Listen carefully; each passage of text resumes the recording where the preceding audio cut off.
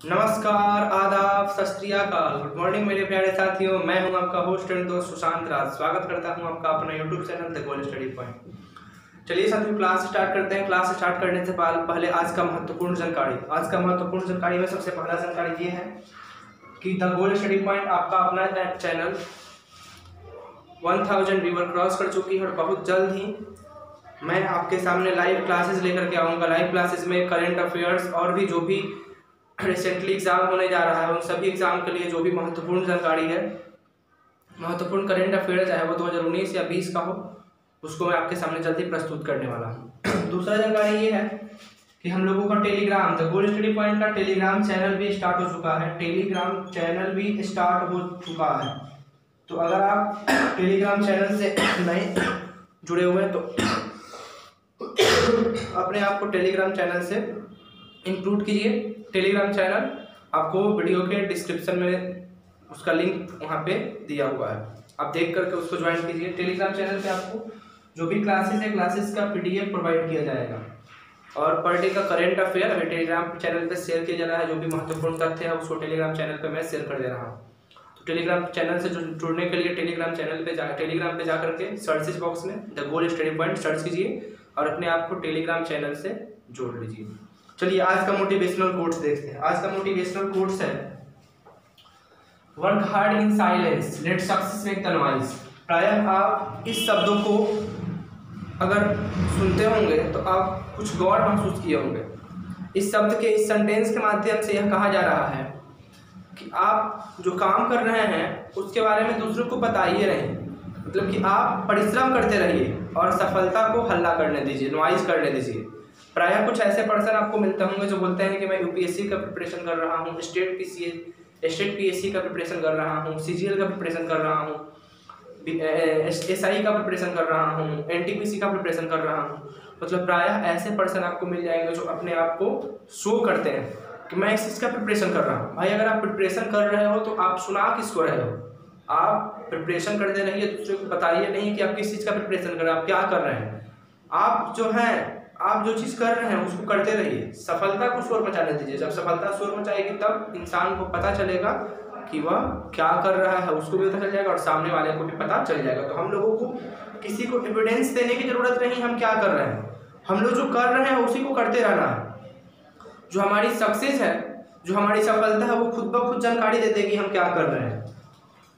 तो motivational quotes के बाद आज मैं बायोलॉजी का क्लास स्टार्ट करूंगा। बायोलॉजी में पिछले क्लास में हम लोग पढ़े थे मेजर ब्रांचेज ऑफ बायोलॉजी। मैं बताया था मेजर ब्रांचेज ऑफ बायोलॉजी के बारे में कि बायोलॉजी के कौन से ब्रांचेज में किस चीज़ का स्टडी करते हैं। आज मैं स्टार्ट करने जा रहा हूँ क्लासिफिकेशन ऑफ ऑर्गेनिज्म। आज मैं आपके सामने स्टार्ट करने जा रहा हूँ classification of organism. Classification of organism यानी कि जीवों का वर्गीकरण। जीवों का वर्गीकरण के बारे में सबसे पहले कहा जाता है कि वैज्ञानिक थे, एक साइंटिस्ट थे जिनका नाम था कैरोलस लिनियस, जिनको कार्ल लिनियस भी कहा जाता है। साइंटिस्ट का नाम था कार्ल लिनियस या फिर कैरोलस लिनियस।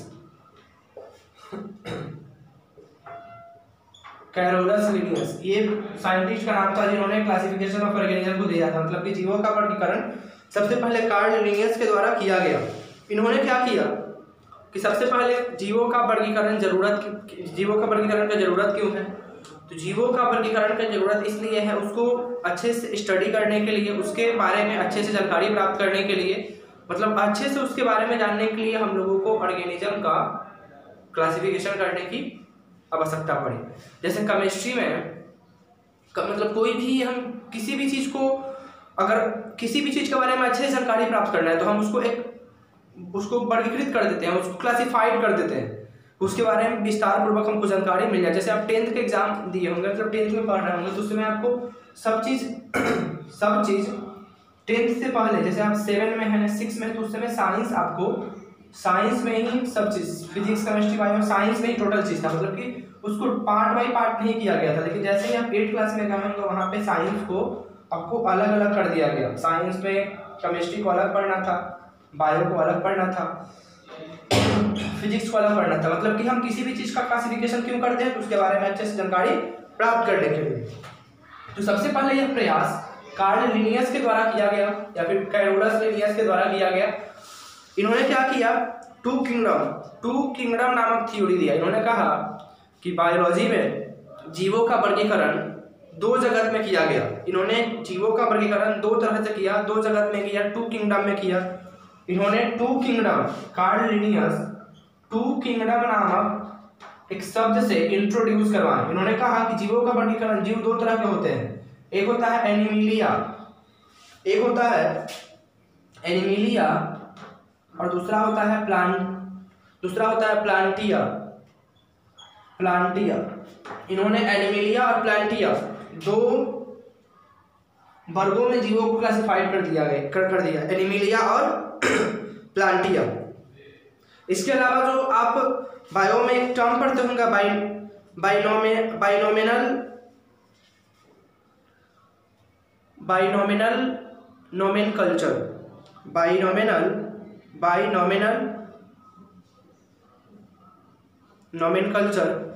तो बाइनोमिनल नोमेनकल्चर भी इन्हीं के द्वारा, कार्ल लिनियस के द्वारा ही दिया गया है। क्या है यह है बाइनोमिनल नोमेनक्लेचर। बाइनोमिनल नोमेनक्लेचर भी किसके द्वारा दिया गया है, कार्ल लिनियस के द्वारा ही दिया गया है। क्या होता है ये बाइनोमिनल नोमेनक्लेचर? तो जीवों का वर्गीकरण करने के बाद इसके द्वारा इन्होंने जीवों का नाम रखा। जैसे आप पढ़ते होंगे केमिस्ट्री में आईपीएसी नेम पढ़ते होंगे, उसी तरह से बायो में भी क्या किया गया है कि जीवों का वर्गीकरण जब इन्होंने किया कार्ल लिनियस ने, तो इन्होंने बोला कि भाई अब नाम भी रखना है, हम तो जीव को पैदा कर दिए, अब इसका नाम रखना है। तो नाम रखने के लिए इन्होंने एक थ्योरी से इंट्रोड्यूस करवाया जिसका नाम था बाइनोमिनल नोमेनक्लेचर। इसके माध्यम से इन्होंने जीवों का नामांकन किया। ठीक है, इसको अच्छे से हम पढ़ेंगे, पहले कार्ल लिनियस के बारे में और जान लेते हैं। उसके बाद कार्ल लिनियस का और भी कुछ बुक आता है, कार्ल लिनियस का कुछ बुक्स है, जिस बुक्स में हम बात करते हैं। सबसे पहला बुक है सिस्टेमा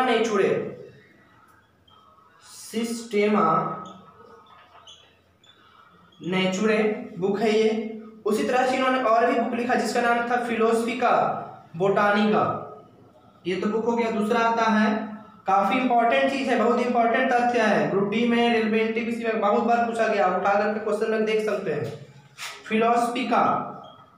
फिलोसफिका बोटानिका इन्होंने बुक लिखा। उसी तरह से इनका एक और बुक है जिसका नाम है स्पीसीज। इसके बाद इन्होंने एक और बुक लिखा जिसका नाम था genera plantarum.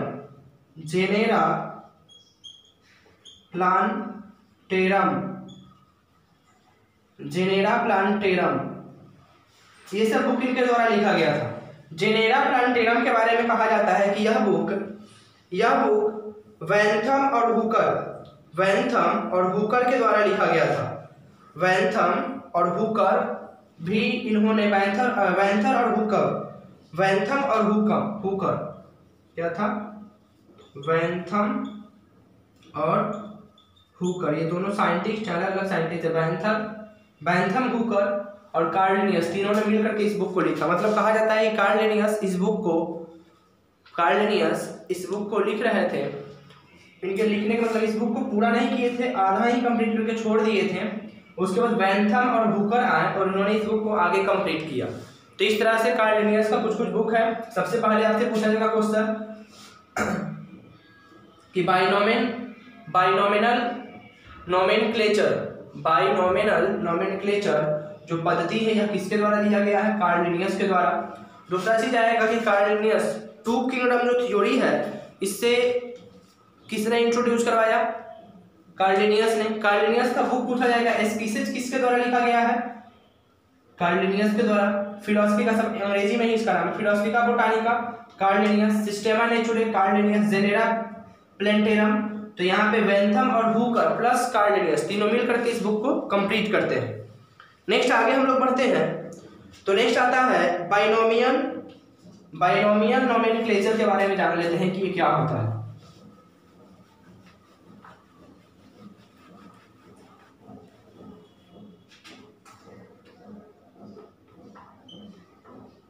Binomial nomenclature, binomial nomenclature क्या है ये? तो इसके माध्यम से कार्ल लिनियस ने कहा कि देखो भाई, किसी भी ऑर्गेनिज्म का नाम तुम रखोगे तो वह दो तरह से होगा। किसी भी ऑर्गेनिज्म का नाम दो पार्ट में होगा। कार्ल लिनियस आए बोले देखो भाई, किसी भी ऑर्गेनिज्म को तुम मतलब जन्म दे दिए। कार्ल लिनियस बोले कि अब ऑर्गेनिज्म का जन्म हो गया, अब नाम देने का बारी आया तो नाम दो तरह से होगा, मतलब दो पार्ट में उसका नाम होगा। क्या क्या नाम होगा? तो दो पार्ट में होगा नाम। बाइनोमियल नोमेनक्लेचर में इन्होंने कहा कि दो पार्ट में नाम होगा, एक होगा जीनस और दूसरा होगा स्पीसीज। इन्होंने कहा कि जो नाम होगा वह दो पार्ट में होगा, पहला जीनस होगा और दूसरा होगा स्पीसीज। मतलब कि जीनस को हिंदी में वंश बोलेंगे और स्पीसीज को हिंदी में प्रजाति बोलेंगे। ठीक है, कार्ल लिनियस ये चीज बताए। इसके साथ साथ इन्होंने टैक्सोनॉमिक कैटेगरीज को भी टैक्सोनॉमिक कैटेगरीज से भी इन्होंने इंट्रोड्यूस करवाया। कौन सा कैटेगरीज? टैक्सोनॉमिक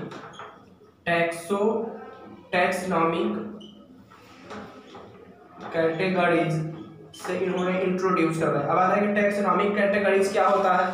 तो इन्होंने कहा टैक्सोनॉमिक कैटेगरीज में इन्होंने बताया कि टैक्सोनॉमिक कैटेगरीज जो होता है वह होता है किंगडम, फाइलम या डिवीजन, फिर क्लास आता है, फिर ऑर्डर आता है, फिर फैमिली आता है। मतलब इन्होंने कहा कि जीवों का एक क्रमबद्ध क्रम होगा, जीवों का एक क्रमबद्ध क्रम होगा। वो क्रमबद्ध क्रम किंगडम से स्टार्ट होगा और कहाँ तक जाएगा? फैमिली तक जाएगा। किंगडम से स्टार्ट होगा और फैमिली से जाएगा। तो फिर क्वेश्चन पूछ सकता है कि टैक्सोनॉमिक कैटेगरीज किसके द्वारा इंट्रोड्यूस करवाया गया? कार्ल लिनियस के द्वारा। इसके बारे में हम बात करेंगे और अच्छे से बात करेंगे। यहाँ पे देख लेते हैं, मतलब एक शॉर्ट में मैं बताते चलता हूँ, फिर बारी बारी से डिटेल बात करेंगे। टैक्सोनॉमिक कैटेगरी में सबसे पहले आता है किंगडम, सबसे पहले आता है किंगडम। किंगडम के बाद फाइलम या डिवीजन आता है, फाइलम या डिवीजन आता है। फाइलम और डिवीजन के बाद नेक्स्ट आता है ऑर्डर। फाइलम और नेक्स्ट आता है क्लास। क्लास के बाद नेक्स्ट आता है ऑर्डर, और ऑर्डर के बाद नेक्स्ट आता है फैमिली। ऑर्डर के बाद नेक्स्ट आता है फैमिली। अब आता है कि फाइलम और डिवीजन क्या है। समझ में नहीं होगा टैक्सोनॉमिक कैटेगरीज क्या होता है, तो जैसे आप कैसे पढ़े होंगे, जैसे आप कैसे पढ़ें कि किसी चीज का वर्गीकरण करने का बहुत तरीका है। तो वर्गीकरण करने का बहुत तरीका है, तो इसमें भी कहा गया कि कोई भी ऑर्गेनिज्म का जब हम बात करेंगे तो सबसे पहले उसके किंगडम का बात करेंगे, फिर वह किस फाइलम या डिवीजन से बिलोंग करता है उसके बारे में बात करेंगे, फिर किस क्लास के अंदर आता है उसके बारे में बात करेंगे, फिर किस ऑर्डर में है उसके बारे में बात करेंगे, किस फैमिली से बिलोंग करता है उसके बारे में बात करेंगे। तो इसी का इन्होंने नाम दे दिया टैक्सोनॉमिक कैटेगरीज। क्या नाम दिया? Taxonomic categories. अब यहाँ पे ये दो चीज समझिए कि फाइलम और डिवीजन क्या होता है। तो फाइलम का यूज एनिमल के लिए किया जाता है। किसके लिए? एनिमल के लिए। फाइलम का यूज एनिमल के लिए और डिवीजन का यूज किसके लिए? प्लांट के लिए। मतलब एनिमल के समूह के लिए हम फाइलम का यूज करेंगे और डिवीजन किसके लिए? प्लांट के लिए। ठीक है, यहां तक क्लियर है। आगे हम लोग आते हैं फिर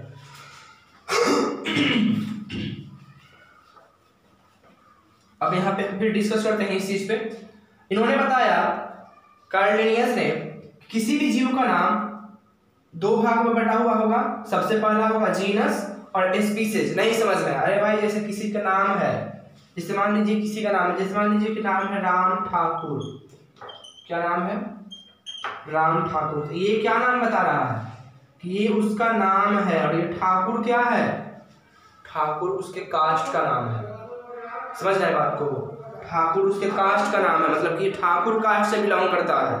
तो कार्ल लिनियस ने भी कहा कि भैया किसी भी जीव का, ऑर्गेनिज्म का जो नाम होगा वह दो पार्ट में होगा, पहला उसके वंश को शो करेगा और दूसरे उसके प्रजाति को शो करेगा, और एक तीसरा भी होगा जो उसके किसको शो करेगा, साइंटिस्ट को शो करेगा कि किनके द्वारा यह नामांकन किया गया। तो उस पर हमको नहीं जाना, हमको दो ही चीज समझना है, पहला जीनस वंश होगा, दूसरा स्पीसीज होगा। क्या होगा वो, तो स्पीसीज होगा। उसके बाद इन्होंने कहा कि देखो भाई जीनस जो होगा ये हमेशा लैटिन वर्ड में होगा। किस वर्ड में होगा, लैटिन वर्ड में होगा, और साथ ही साथ ये कैपिटल लेटर में होगा। किस लेटर में होगा, कैपिटल लेटर में। और ये किस लेटर में होगा, स्मॉल लेटर में। किस लेटर में, स्मॉल लेटर में।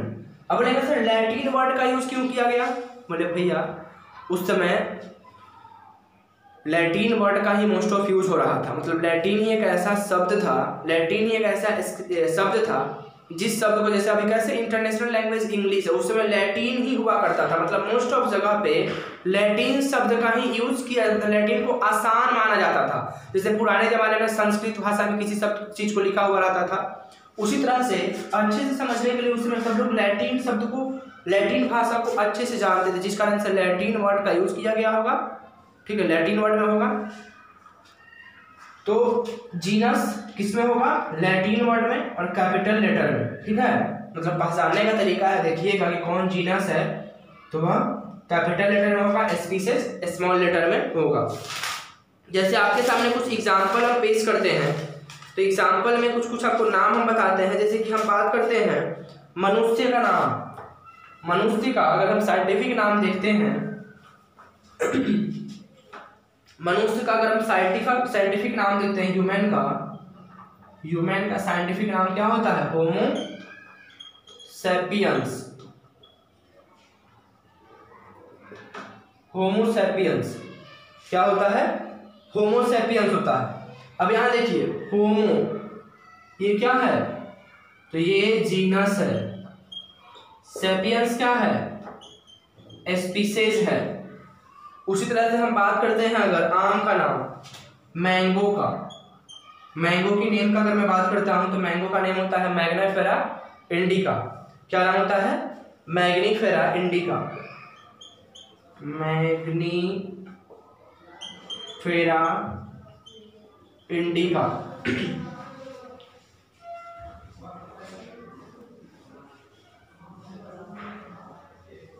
मैग्नीफेरा इंडिका इसका नाम आता है।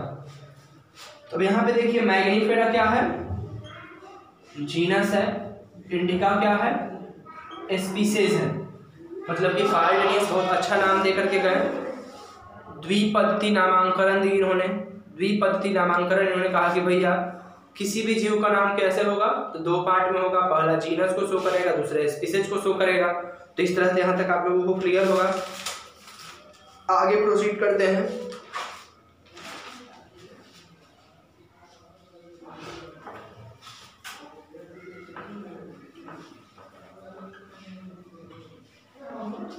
नेक्स्ट आगे है कि किसी भी एनिमल का नाम जूलॉजिकल होगा। क्या होगा, एनिमल का नाम जूलॉजिकल होगा, जूलॉजिकल होगा।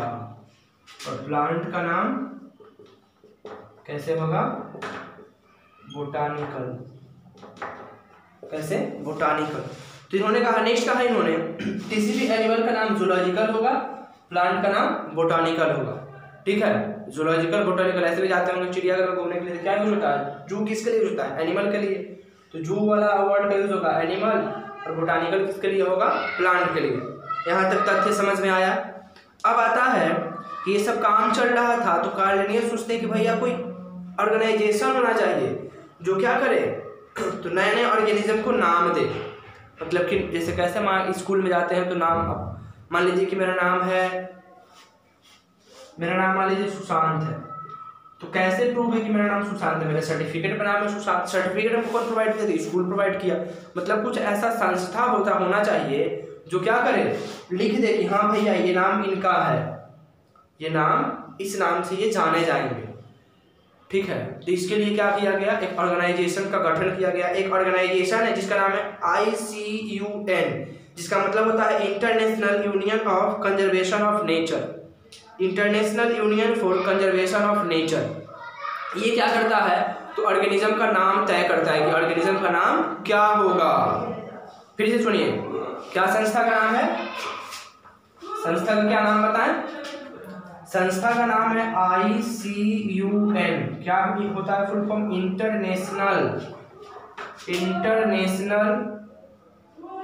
Union for conservation of nature. क्या करता है ये, यही नाम देता है। जैसे केमिस्ट्री में आप लोग सुने होंगे IUPAC, जिसका होता है इंटरनेशनल, केमिस्ट्री में आप लोग टर्म पढ़े होंगे